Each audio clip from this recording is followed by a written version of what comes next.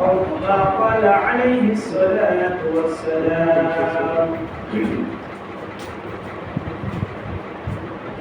إن الله وملائكته يصلون على النبي يا أيها الذين آمنوا صلوا عليه وسلموا تسليما اللهم صل على محمد وعلى آل محمد كما صليت على إبراهيم وعلى آل إبراهيم إنك حميد مجيد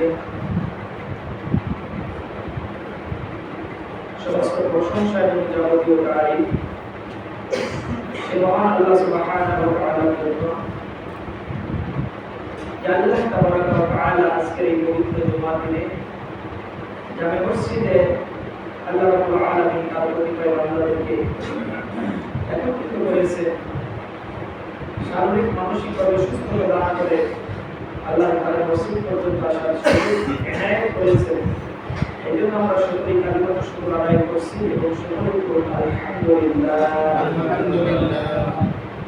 দুরূদ এবং সালাম বর্ষিত হোক প্রিয় নবী মুহাম্মদ রাসূলুল্লাহ সাল্লাল্লাহু আলাইহি ওয়াসাল্লাম। আল্লাহুম্মা সাল্লি আলাইহি আল্লাহুম্মা বারিক আলাইহি।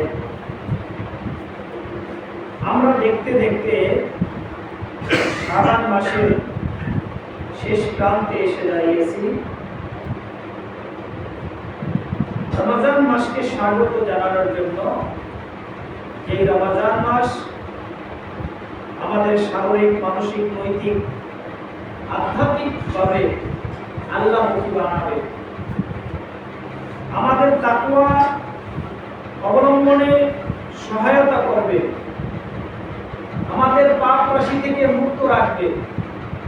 ক্ষুধামিতি অর্জনের এক অনন্য উদাহরণ হিসেবে আমাদের সামনে সমাগত মাহে রমজান আসতেছে।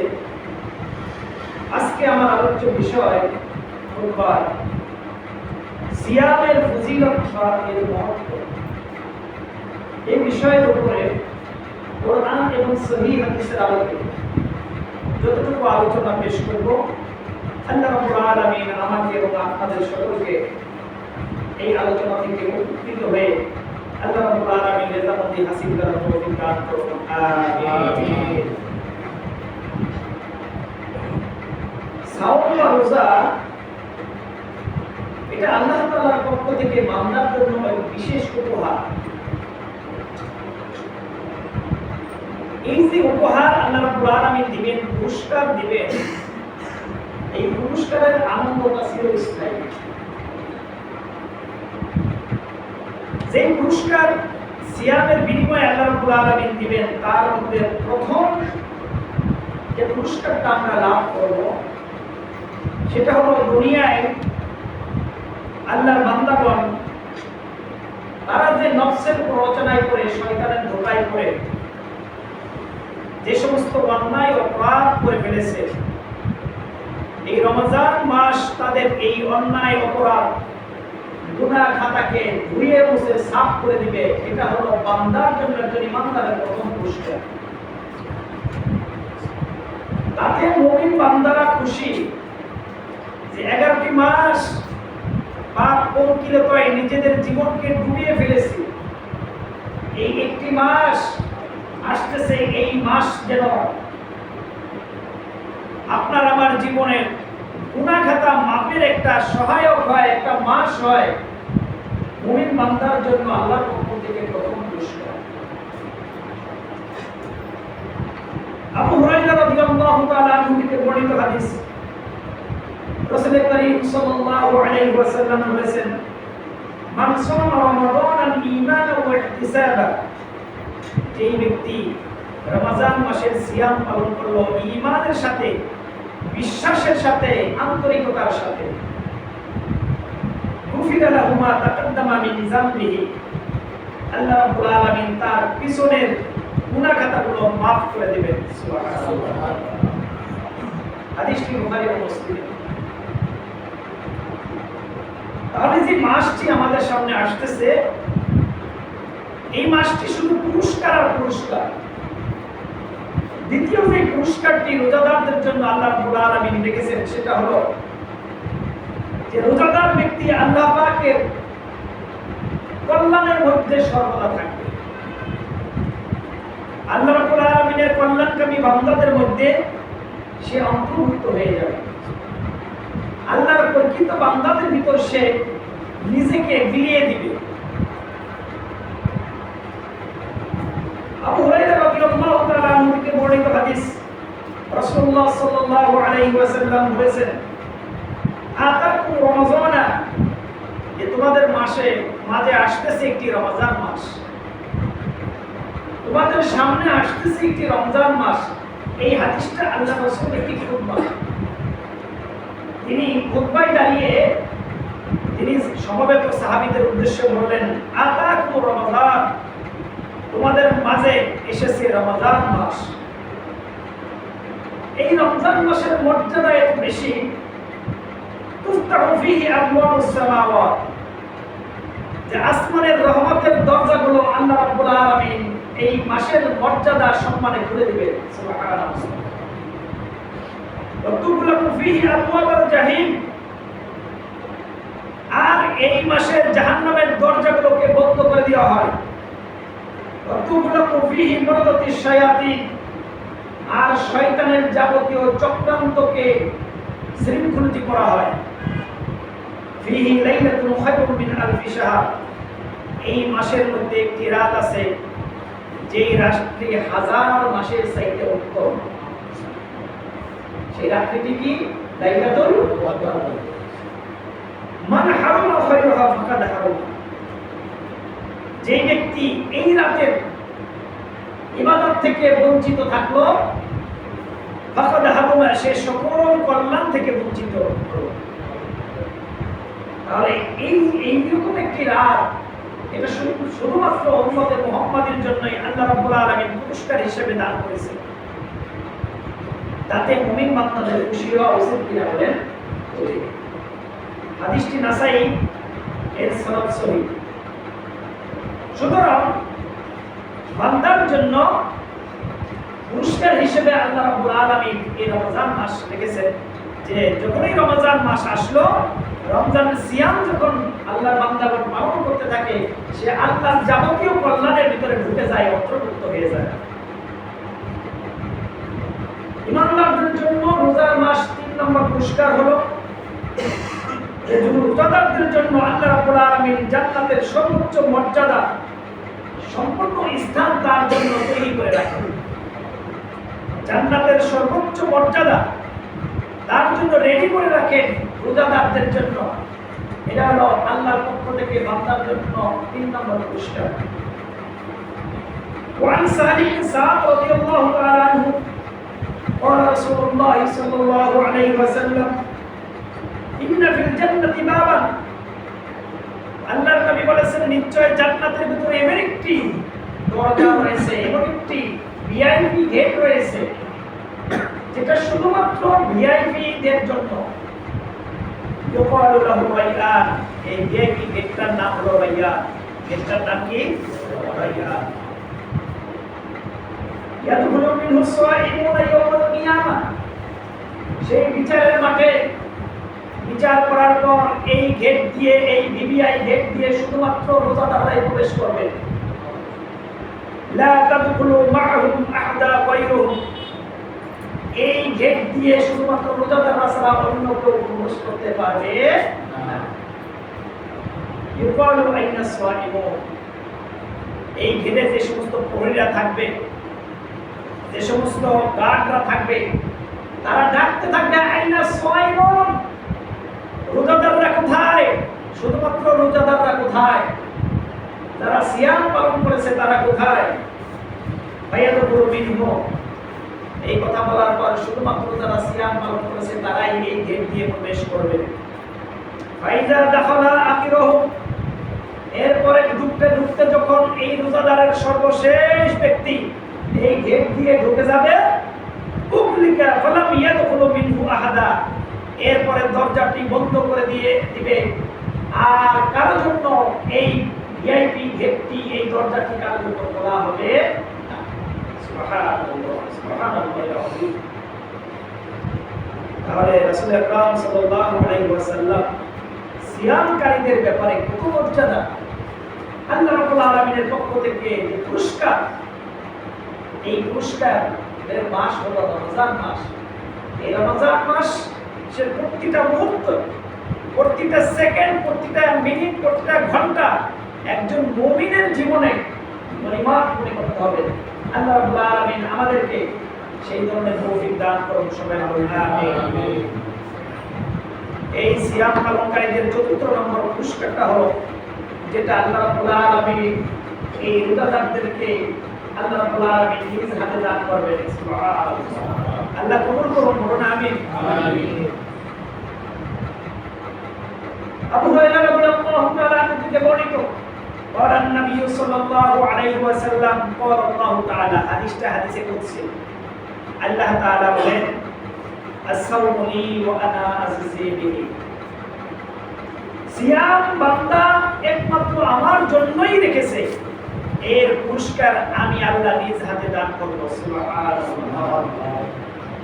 তাহলে এই যে পুরস্কার, সিয়ামকারীদের জন্য পুরস্কার আল্লাহ রাব্বুল আলামিন দিতেই থাকবেন, দিতেই থাকবেন। এই পুরস্কার নিয়ে তো শেষ করা যাবে না।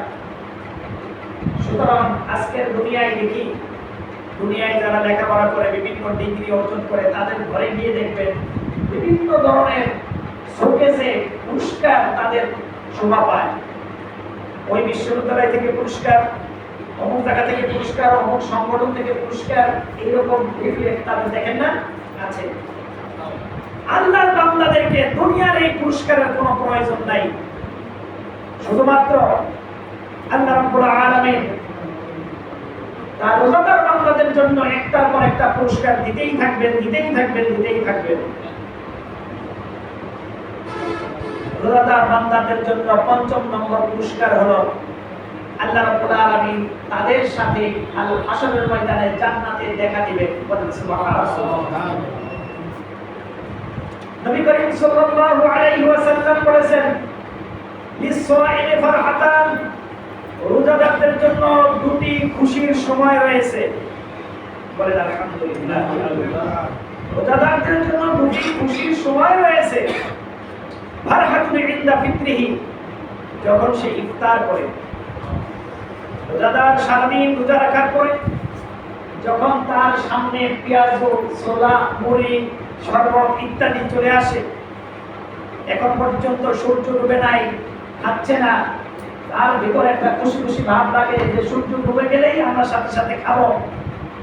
তার ভিতরে যে খুশির জোয়ার, এটা যে রোজাদার রাখে নাই, তার ভিতরে উপলব্ধি হবে বলেন?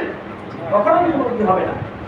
একমাত্র যারা সিয়াম যে পালন করেছে, তার ভিতরেই এই খুশির অনুভূতিটা হবে।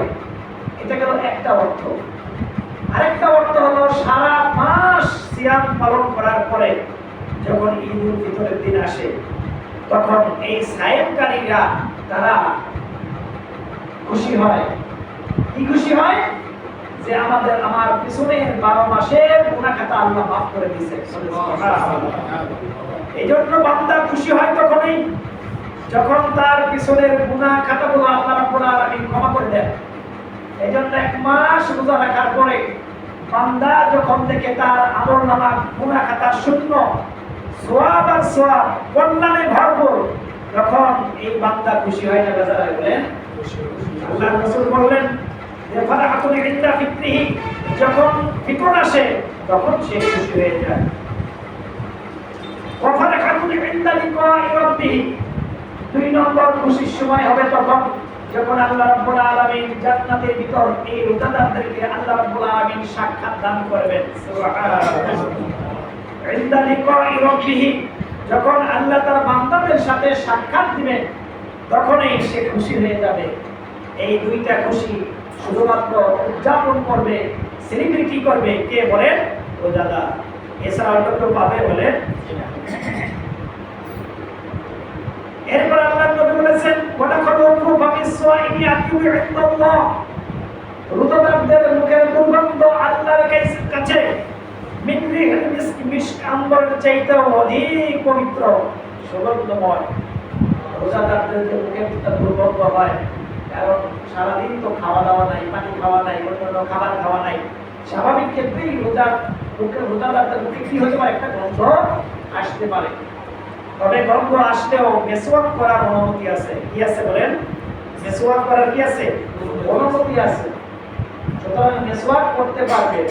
প্রত্যেক সালাতে মেসওয়াক করার ব্যাপারে গুরুত্ব দেওয়া হয়েছে। এটা রমজান মাসেও আল্লাহর নবী রমজান মাসেও মেসওয়াক করতেন। সুতরাং মেসওয়াক করি, যতই মেসওয়াক করে তারপরও কিছুটা গন্ধ স্টোমাক থেকে আসে না? স্টোমাক থেকে কিছুটা গন্ধ আসলে এই যে মুখের দুর্গন্ধ, এটা আল্লাহ রাব্বুল আলামিনের কাছে মিশকু আম্বরের চাইতে অধিক প্রিয়। সুতরাং এই যে এতগুলো পুরস্কার আল্লাহ রাব্বুল আলামিন রোজাদার বান্দাদের জন্য দিবেন, কাল হাশরের ময়দানে এই সিয়াম পালনকারীরা শুধু খুশি আর খুশি। ওজুহু ইয়াওমাইযিন নাহিরা, তাদের মুখমণ্ডল খুশিতে উজ্জ্বল হয়ে উঠবে, উজ্জ্বল হয়ে উঠবে। তাদের ডান হাতে আমলনামা যখন আসবে, তারা মানুষদেরকে দেখাতে থাকবে, বন্ধু বান্ধবদেরকে দেখাতে থাকবে, আত্মীয় স্বজনকে দেখাতে থাকবে, আর বলবে যে দেখো আমার এই যে আমলনামা, কত সুন্দর আমলনামা আল্লাহ রাব্বুল আলামিন দিয়েছেন। তার মুখমণ্ডল উজ্জ্বল হয়ে যাবে। সুতরাং এই উজ্জ্বলতা কাল হাশরের ময়দানে আমাদের সকলের জীবনে প্রকাশ পাক, সেই কবিতা পরিসরে আল্লাহু আমিন। তাহলে রোজাদারদের জন্য এই যে যখন পুরস্কার, এই পুরস্কার আমরা লাভ করার পাশাপাশি আমরা দুনিয়ার জীবনেও আমরা রোজা থেকে অনেক কিছু শিক্ষার আছে। এই সিয়াম শুধু পালন করলাম, সারাদিন না খেয়ে থাকলাম, সিয়াম পালন করলাম, কিন্তু এই সিয়াম থেকে কি শিক্ষা গ্রহণীয় আমার জন্য, আপনার জন্য, সমাজের জন্য, রাষ্ট্রের জন্য, এটা কিন্তু আমরা বেমালুম ভুলে যাই। আমরা মনে করছি রোজা রাখলাম একদম ধার্মিক হয়ে গেছি। না, এই রোজা থেকে ব্যক্তি জীবন থেকে শুরু করে, পরিবার জীবন থেকে শুরু করে, সমাজ এবং রাষ্ট্রীয়ভাবে এই রোজা থেকে শিক্ষা নেওয়ার অনেক বিষয় আছে। এই শিক্ষা না নেওয়ার কারণে আমরা প্রকৃত রোজার যে ফজিলত থেকে বঞ্চিত হয়ে যাই। রোজার প্রথম শিক্ষা হলো, রোজার মাধ্যমেই আমাদের অন্তরে আল্লাহর ভয় সৃষ্টি হয়। আল্লাহর যে ভয়, এটা সৃষ্টি হয় এই রোজার মাধ্যমেই। একজন মুমিন বান্দার অন্তরে সর্বদাই এই বিশ্বাস থাকা প্রয়োজন, কল্যাণ অকল্যাণ, ভালো মন্দ, লাভ ক্ষতি, এগুলো কার পক্ষ থেকে আসে বলে? আল্লাহ সুবহানাহু ওয়া তাআলার পক্ষ থেকে। আমার কেউ ক্ষতি করতে পারবে না, আল্লাহ যতক্ষণ না ক্ষতি করবে। এটা কি আল্লাহর ভয় না? এই ভয়টা তৈরি হবে। আমরা সাধারণত দেখি যে দুনিয়ার মানুষের ভয়ে আমরা অনেক সময় কাজকর্ম হয়ে যায়। বিভিন্ন ধরনের আমরা কি করি, এটা নিয়ে পরামর্শ করি কিভাবে এটাকে প্রোটেক্ট করা যায়। আল্লাহর কসম, আল্লাহর কসম, আল্লাহর ইশারা ছাড়া আপনার আমার জীবনে কেউ ক্ষতি করতে পারবে না। পৃথিবীর কোনো পীর, পৃথিবীর কোনো বুজুর্গ, পৃথিবীর কোনো ফকির আপনাকে আমাকে ফু দিয়ে একটা পশম বানাতে পারবে না, যদি না আল্লাহ রাব্বুল আলামিনের ইশারা না থাকে। সুতরাং এই রমজান থেকে এই শিক্ষাটা নিতে হবে, আল্লাহর ভয় একমাত্র মুমিনের অন্তরে জাগ্রত হবে। এছাড়া পৃথিবীর কোন মানুষের, কোন সরকারের হোক, কোন শয়তান হোক, জিন হোক, মানুষ হোক, কারো ভয় একজন মানুষ করবে না। এই রোজা থেকে প্রথম শিক্ষাটা নিতে হবে।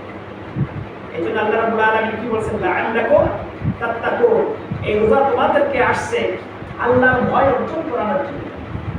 শুধুমাত্র না খেয়ে থাকা এটা রোজার মূল শিক্ষা না। রোজার মূল শিক্ষা হলো লাআল্লাকুম তাত্তাকুন, যে আল্লাহর ভয় তোমার ভিতরে, তোমার অন্তরে জাগ্রত হবে। একমাত্র আল্লাহ ছাড়া তুমি কারো কাছে মাথা নত করবে না, আল্লাহ ছাড়া তুমি কারো কাছে ভয়ও পাবে না। এই শিক্ষাটা আমাদের রোজা থেকে নিতে হবে। সুতরাং এই যে দেশের মানুষ এই রোজা থেকে শিক্ষা না নেওয়ার কারণে আমরা রোজা থেকে মাহরুম হয়ে যাই। দেশের অধিকাংশ মানুষের এই শিক্ষাটা যদি থাকতো যে রোজার মাধ্যমে আল্লাহর ভয় অর্জন করা, সালাতের মাধ্যমে আল্লাহর ভয় অর্জন করা, যাকাতের মাধ্যমে আল্লাহর ভয় অর্জন করা, ঈমানের মাধ্যমে আল্লাহর ভয় অর্জন করা, এই শিক্ষাটা যদি আমাদের স্কুল, কলেজ, মাদ্রাসা থেকে শুরু করে সর্বত্র, বিশ্ববিদ্যালয় থেকে শুরু করে সব জায়গায় যদি থাকতো, এই সমাজ এবং রাষ্ট্রের শতকরা 90% অপরাধ এমনি দূর হয়ে যেত। ঠিক কিনা বলেন? এমনি দূর হয়ে যেত। শতকরা 90% অপরাধ সেটা যত বড় হোক আর ছোট হোক, এই অপরাধগুলো দূর হয়ে যেতে এমনি শুধুমাত্র এই শিক্ষাটা যদি আমাদেরকে দেওয়া হতো যে আল্লাহর ভয় অর্জন কিভাবে করতে হয়, আল্লাহকে ভয় ছাড়া আর কারো ভয় করি না, আল্লাহর ভয়ে সব কাজ করা, সব হারাম থেকে বিরত থাকা, হালাল কাজগুলো করা, এটা যদি আল্লাহর ভয় যদি থাকতো তাহলে সমাজের 90% অপরাধী এমনি ভালো হয়ে যেত। বাকি যে 10% আছে 10 ভাগ, এইগুলোর জন্য আইন, আদালত, পুলিশ, ফৌজদারি ইত্যাদি, বাকি 10% অপরাধ দমনের জন্য আমাদের পুলিশ দরকার, 10% অপরাধের জন্য আমাদের আইন আদালত দরকার। তাহলে আমাদের পুলিশ ভাইয়েরা, আমাদের আইন আদালত এত পরেশানি তাদের করতে হতো না। একদল আসে ক্ষমতায়, কিছুদিন পর যেতে না যেতে তাকে উৎখাত করে দিয়ে আরেক দল আসে, আবার এই দলকে উৎখাত করতে গিয়ে আবার আরেক দল আসে। এইরকম অবস্থা আমরা গত 50 বছর দেখে আসছি কিনা বলেন? আমরা দেখে আসছি। কিন্তু একদল আল্লাহর বান্দাগণ যদি রাষ্ট্র ক্ষমতায় থাকতো তাহলে এই কেউ কারো বিরুদ্ধে এইভাবে উৎখাতের কোনো ষড়যন্ত্র প্রয়োজন হতো না। সুতরাং এই শিক্ষাটা নিতে হবে আমাদেরকে যে সিয়ামের মাধ্যমে আল্লাহর ভয় অর্জন করলে ইনশাআল্লাহ আমাদের মধ্য থেকে শতকরা 90% অপরাধ এমনিই ভালো হয়ে যাবে, এমনিই ভালো হয়ে যাবে। এখন আমরা কি করছি? এখন আমরা দেখাইতেছি বিভিন্ন মিটিং, বিভিন্ন ধরনের দলের লোকেরা, রাষ্ট্রীয় কর্মযোগ্য যারা করে তারা কি করে রমজান মাসে সারাদিন রোজা রাখার পর একটা ইফতার পার্টি দেয়। দেয় কি দেয় না বলেন? একটা ইফতার পার্টি দেয়। ইফতার পার্টি দিয়ে সাংবাদিকরা আসে, ফটো সেশন করে বুঝাইতে চাই যে আমরা খুব ধার্মিক, আমরা কি গো ধার্মিক। এই ধরনের ইফতার পার্টি দিয়ে, ইফতারের লোক দেখিয়ে এর দ্বারা জনগণের কোনো উপকার হয় না। সুতরাং রোজার যদি প্রকৃত শিক্ষা পেতে হয় তাহলে সিয়ামের যে প্রকৃত যে হাকিকত, এটাকে উপলব্ধি করে এইভাবে আমাদের জীবনের সর্বক্ষেত্রে সিয়ামের বাস্তবায়ন আমাদের করতে হবে। সিয়ামের 2 নম্বর শিক্ষা হলো নিয়মানুবর্তিতা। একজন মানুষকে শুধু নয়, একজন মুমিনকে শুধু নয়, একজন মানুষকেও নিয়মানুবর্তিতা শেখায়। সিয়ামের মাধ্যমে আমরা যখন সিয়াম পালন করি, সেই সাহারি থেকে শুরু করে আমাদের কর্মযোগ্য শুরু হয়ে যায়। সেই রাত 3টা বাজে উঠেন, সাহারি খাওয়া থেকে শুরু করে এরপরেই আপনার সলাতের পরে এরপর দুনিয়াবি কাজকর্মের ভিতর চলে যায়। তারপরে চলে আসে জোহরের নামাজ, জোহরের পরে আবার আসর, আসরের পরে মাগরিব, মাগরিব ইফতারের যে একটা আয়োজন সেটার ব্যবস্থা, ইফতারের পরে চলে আসে ঈশা, ঈশার পরে আবার লম্বা রাতে, লম্বা রুকুতে, লম্বা সিজদায়, আবার আল্লাহর ধ্যানে, আল্লাহকে খুশি করার জন্য লম্বা কিয়ামুল লাইল, সালাতুল লাইল আমরা আদায় করি। তার মানে হলো এই যে নিয়ম, রমজান মাসে যে এই যে নিয়মটা, এই নিয়ম অনুবর্তিতা শিখায় একজন মানুষকে কিভাবে তার জীবনের প্রত্যেকটা ক্ষেত্রে নিয়ম অনুসরণ করে পালন করতে হয়। এই শিক্ষাটা দেয় রমজান, এই শিক্ষাটাকে দেয় সিয়াম, এই শিক্ষাটা সিয়াম দেয়। সুতরাং এই শিক্ষা আমরা যদি নিয়ে থাকি তাহলে আমাদের জীবনের নিয়ম অনুবর্তিতা, সময়ের যে মূল্যায়ন, এটা আমরা সিয়াম থেকে শিক্ষা দিতে পারি। এই সিয়ামের 3 নম্বর শিক্ষা হলো ধৈর্যশীলতা। কিভাবে ধৈর্য ধরে সালাত আদায় করে, এইভাবে একজন ধৈর্যশীল ব্যক্তি ছাড়া এইভাবে সিয়াম পালন করতে পারবে না। সুতরাং সিয়াম আমাদেরকে ধৈর্যশীল বানায়। আর আল্লাহ রাব্বুল আলামিন ধৈর্যের ব্যাপারে অনেক আয়াত বিবৃতি দিয়েছেন, বর্ণনা করেছেন, নাজিল করেছেন। আল্লাহ রাব্বুল আলামিন পবিত্র কোরআনে বলেছেন যে ইন্নাল্লাহা মা'আস সাবিরিন, নিশ্চয় আল্লাহ কি ধৈর্যশীলদের সাথে আছে। অন্য আয়াতে বলেছেন ওয়াবাশশিরিস সাবিরিন, আল্লাহ রাব্বুল আলামিন বলেছেন যে ধৈর্যশীলদেরকে জান্নাতের সুসংবাদ দিয়ে দাও। সুবহানাল্লাহ। এই ধৈর্য ধারণকারী বানাবে আমাদেরকে সিয়াম, আমাদেরকে সিয়ামে ধৈর্য ধারণকারী বানাবে।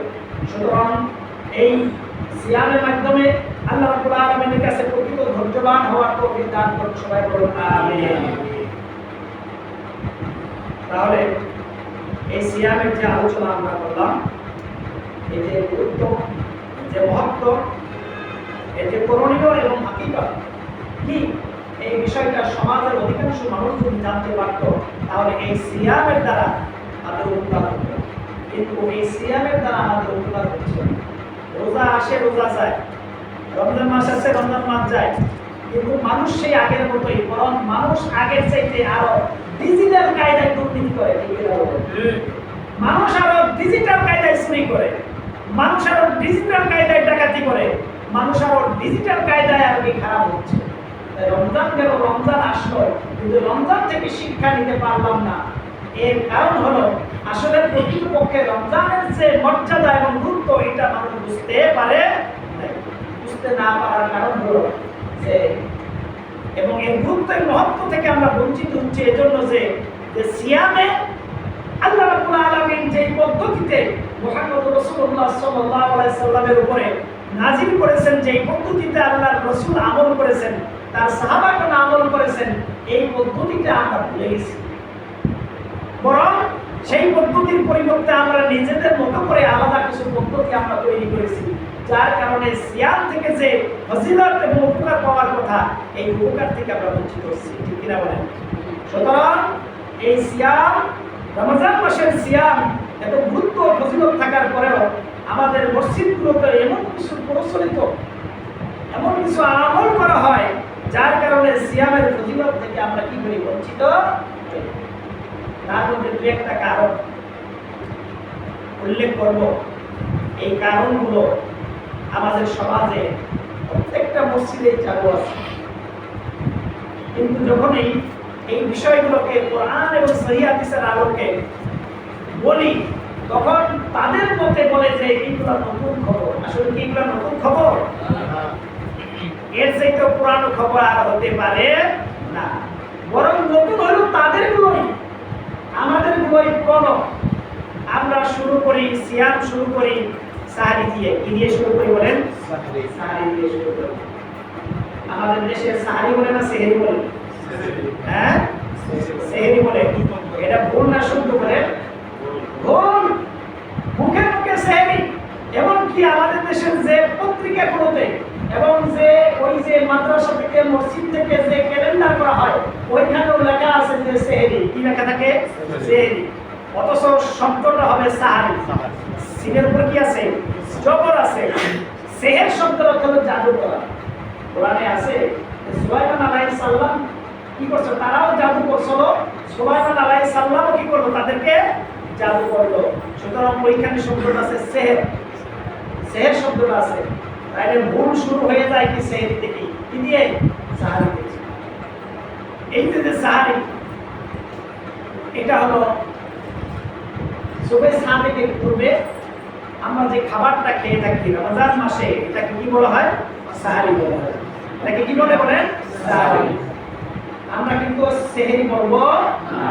আজকে শিখিয়ে দিলাম, মুখে আমাদের বলতে হবে কি? সাহারি শব্দটা বলতে হবে, কারণ সিনের উপর কি আছে? জবর আছে। এই সাহারি খাওয়াটা সুন্নাহ।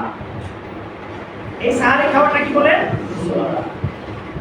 নবী করিম সাল্লাল্লাহু আলাইহি ওয়াসাল্লাম বলেছেন, তাসাহহারু ফাইন্না সুহুরি বারাকা। তো তোমরা সাহারি খাও, কেননা এই সাহারিতে বরকত রয়েছে। এই বরকত দিবেন কে? আল্লাহ সুবহানাহু ওয়া তাআলা।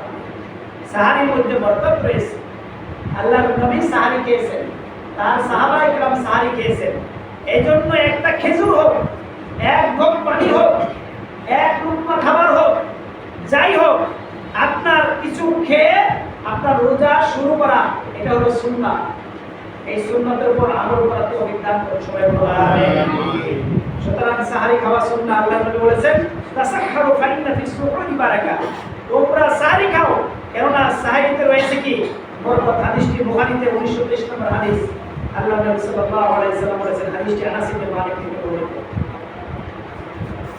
এখন এই সাহারি আমরা খাই, কিন্তু আমাদের মসজিদগুলোতে অবস্থা কি দেখেন?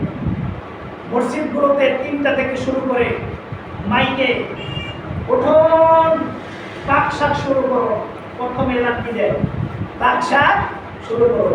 করলো পাক শাক করলো, আবার 10 মিনিট পর এখনো যারা ঘুমিয়ে আছে উঠুন খাওয়া দাওয়া শুরু করো। বলে কি বলে না? আমাদের মসজিদগুলোতে বলে কি বলে না? বলে। খাওয়া দাওয়া করলো, এরপরে বলে আর মাত্র 10 মিনিট সময় আছে। বলে কি বলে না? এরপরে 5 মিনিট, এরপরে 1 মিনিট, এরপরে নাই, মুখের ভিতরে যে খাবার আছে এটাও বমি করে ফেলে দেন। এইরকম বক্তব্য বিভিন্ন মসজিদে শোনা যায়। এই এলাকায় না থাকতে পারে। সুতরাং এই যে একটা টেন্ডেন্সি, নতুন একটা আবিষ্কার, এটা রাসূলের যুগে ছিল না, সাহাবীদের যুগে ছিল না, তাবেঈদের যুগে ছিল না, আইমায়ে মুজতাহিদিন ইমাম আবু হানিফা, ইমাম শাফি, ইমাম মালিক, আহমদ ইবনে হাম্বলের যুগে এগুলো ছিল না। তাহলে কি করলো? এটা আমরা বানালাম, বানিয়ে আমরা যুক্তি পেশ করলাম। এটা তো অসুবিধা কোথায়? ভালোই তো। সমস্যা কোথায়? মানুষদেরকে জাগিয়ে দেই, মানুষদেরকে জাগিয়ে দিয়ে মানুষদেরকে সাহারি খাওয়ার জন্য উদ্বুদ্ধ করি, এটা ভালো।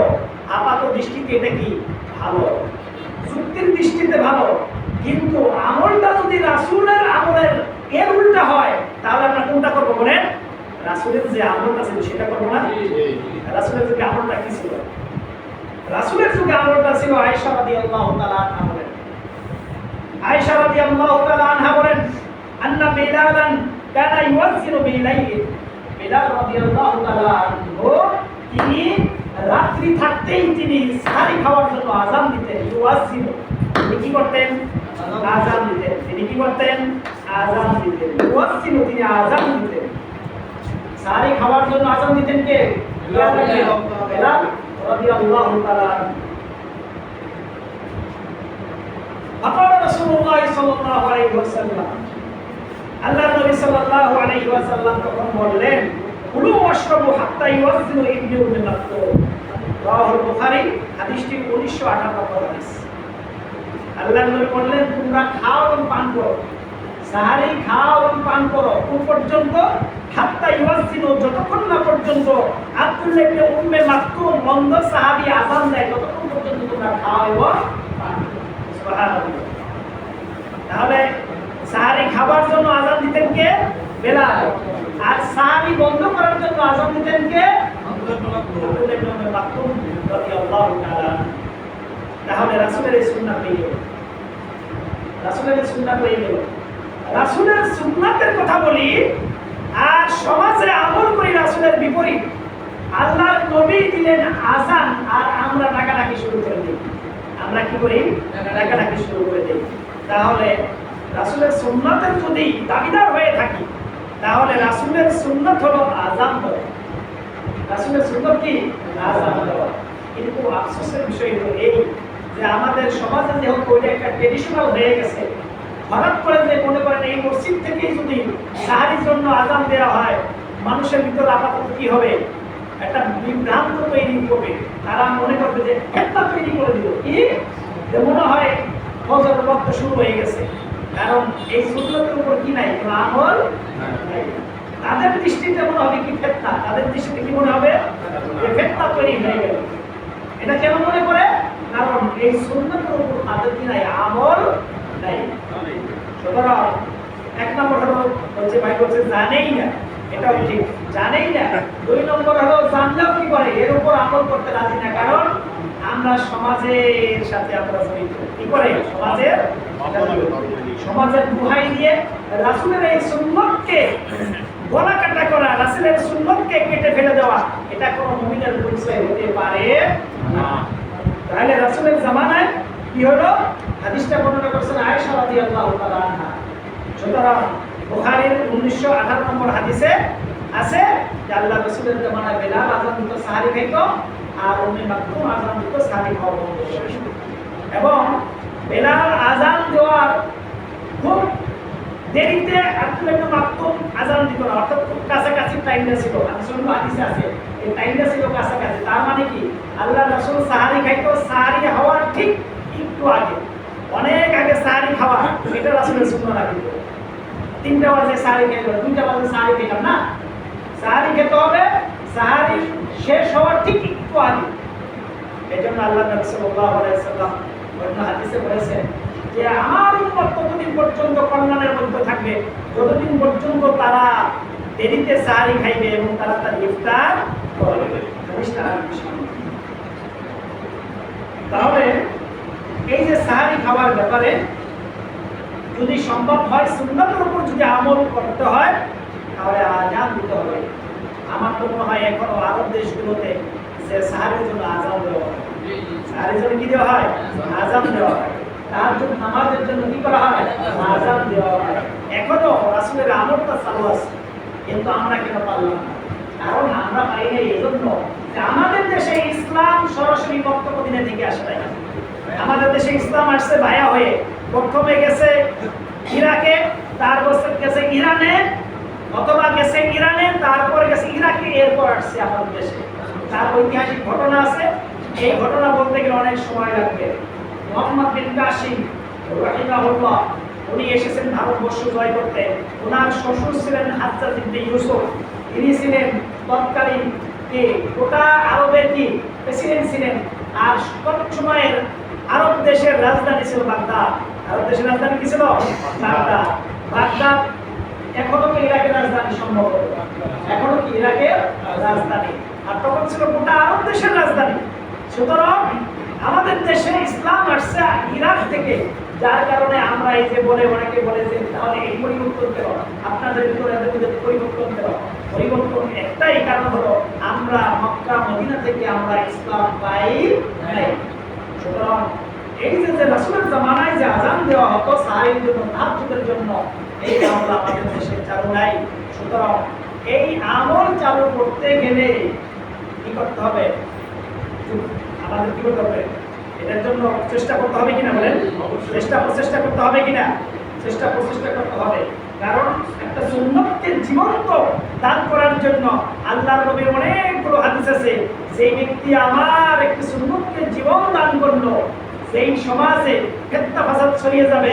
আল্লাহর নবী বলেছেন, মান আহইয়া বিসুন্নতি, যে ব্যক্তি আমার একটা সুন্নতকে জীবন দিল, ইনদা ফাসাদি উম্মতি, আমার উম্মত যখন ফিতনা ফাসাদে শিরকে বেদাতে জর্জরিত হয়ে যাবে, এইরকম অবস্থা একটা সুন্নতকে যারা জিন্দা করবে, ফালাহু আশরু বিআদা শাহীদিন, আল্লাহ রাব্বুল আলামিন তাকে 100 কোন হাদিসে 10 জন শহীদের মর্যাদা আল্লাহ রাব্বুল আলামিন দান করবে। সুবহানাল্লাহ। সুতরাং এই সমাজে আমাদের আরো বেশ কিছু সমস্যা আছে। এই সমস্যার কারণে আমরা কি করতে পারি না? সরাসরি কোরআন এবং হাদিস থেকে আমরা আমল করতে পারি না। আর প্রকৃত সিয়ামের ফজিলত থেকে আমরা বঞ্চিত হই। সেই সিয়ামের প্রকৃত মর্যাদা এবং এর তাকওয়া এবং এর গুরুত্ব কিভাবে অনুধাবন করতে পারি, এই বিষয়ের উপর যেহেতু আরেকটি রমজান আসে, রমজান মাসের আগে আরেকটি খুতবা আছে, আমাদের আরেকটি জুমা আছে। সুতরাং সেই জুমায় বাকি কথাগুলো বলবো ইনশাআল্লাহ। কারণ ইফতারে কিভাবে করবো, রাসূলের কোন তরিকায় আমরা ইফতার করব, কোন তরিকায় আমরা রাতের সালাত আদায় করব, কোন তরিকায় আমরা অন্য ইবাদতগুলো করব, এই বিষয়গুলোর উপর ইনশাআল্লাহ আগামী সপ্তাহে আল্লাহ রাব্বুল আলামিন আমাদের হায়াতের মধ্যে তৌফিক দান করলে ইনশাআল্লাহ বাকি কথাগুলো আগামী জুমায় বলবো। আকুলু কাওলি হাযা আস্তাগফিরুহু ইন্নাহু হুয়াল গফুরুর রহিম।